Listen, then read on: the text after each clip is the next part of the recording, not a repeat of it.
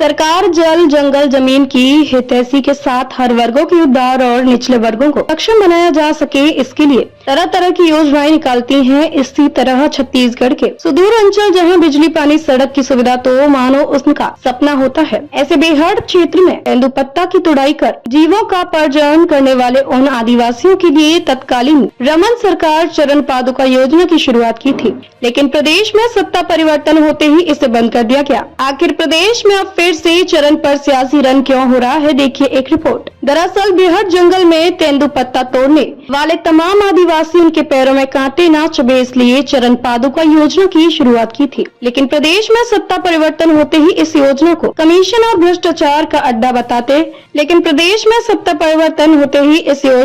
Commission और भ्रष्टाचार का अड्डा बताकर कांग्रेस सरकार ने बंद कर दिया था, जिसे अब साई सरकार फिर से शुरू करने जा रही है। इस योजना के क्रियान्वयन के लिए सरकार ने 40 करोड़ रुपए की स्वीकृति दी है। यह योजना सीधे राज्य के 12,40,000 तेंदुपत्ता संग्राहक परिवारों की महिलाओं को लाभ पहुंचाने का दावा किया जा रहा है। वहीं तेंदुपत्ता के प्रति मानक बोरे को बढ़ाने का वादा पूरा करने के बाद अब प्रधानमंत्री नरेंद्र मोदी द्वारा राज्य के 10 लाख से अधिक संग्राहकों से किए वादे के अनुसार उनके चरणों में चरण पादुका पहनाने का वादा अब सीएम साई ने पूरा कर दिया है। लेकिन योजना शुरू होने से पहले राजनीतिक गलियारों में बयानबाजी फिर से शुरू हो चुकी है। बता दें, तेंदुपत्ता तोड़ने वाले संग्राहक अक्सर जंगलों में नंगे पैर अपना काम करते हैं। ऐसे में योजना से तेंदुपत्ता संग्राहकों में खुशी का माहौल है, तो वहीं विपक्ष पूर्ववर्ती बीजेपी सरकार में हुई अनियमित की बात एक बार फिर से दोहरा रहा है।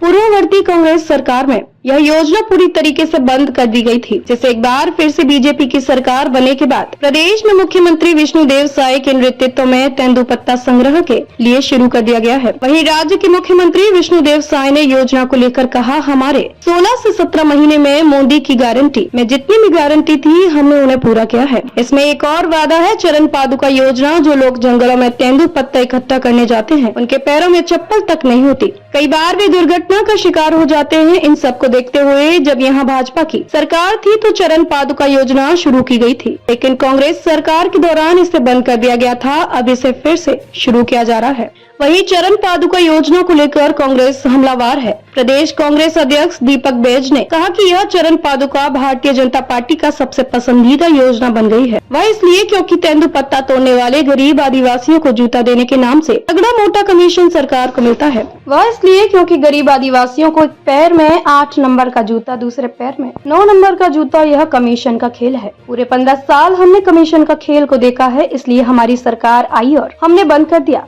उसके रूप में हमने नकदी देने का काम किया ताकि हितग्राही जूता खरीद ले। बहरहाल सरकार की सारी योजनाएं आम जनता और निकले स्तर तक पहुँचे इसी मानसा से शुरू की जाती है, लेकिन कई योजनाएं भ्रष्टाचार और घोटाले के शिकार हो जाते हैं। यही वजह रही कि कांग्रेस सरकार के समय सीधे हितग्राहियों के खाते में पैसे देने का काम किया था, लेकिन अब साय सरकार फिर से इस योजना की शुरुआत कर तमाम तेंदुपत्ता संग्राहकों के चरण पर पादुका पहनाने जा रही है। अब देखना यह होगा कि इस योजना से संग्राहकों के चेहरे पर मुस्कान बिखरती है या विपक्ष के आरोपों के मुताबिक भ्रष्टाचार का जरिया बन कागजों को और फाइलों में सिमटती है।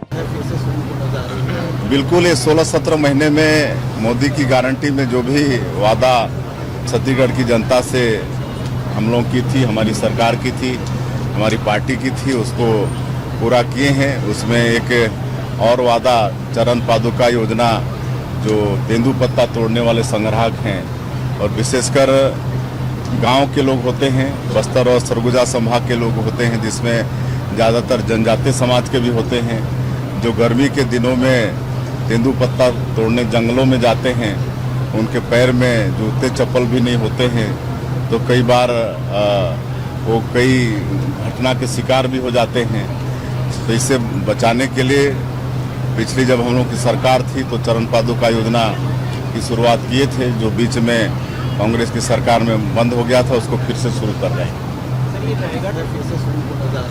बिल्कुल, ये 16-17 महीने में मोदी की गारंटी में जो भी वादा छत्तीसगढ़ की जनता से हम लोग की थी, हमारी सरकार की थी, हमारी पार्टी की थी, उसको पूरा किए हैं। उसमें एक और वादा चरण पादुका योजना, जो तेंदुपत्ता तोड़ने वाले संग्राहक हैं और विशेषकर गांव के लोग होते हैं, बस्तर और सरगुजा संभाग के लोग होते हैं, जिसमें ज़्यादातर जनजातीय समाज के भी होते हैं, जो गर्मी के दिनों में तेंदुपत्ता तोड़ने जंगलों में जाते हैं, उनके पैर में जूते चप्पल भी नहीं होते हैं, तो कई बार वो कई घटना के शिकार भी हो जाते हैं।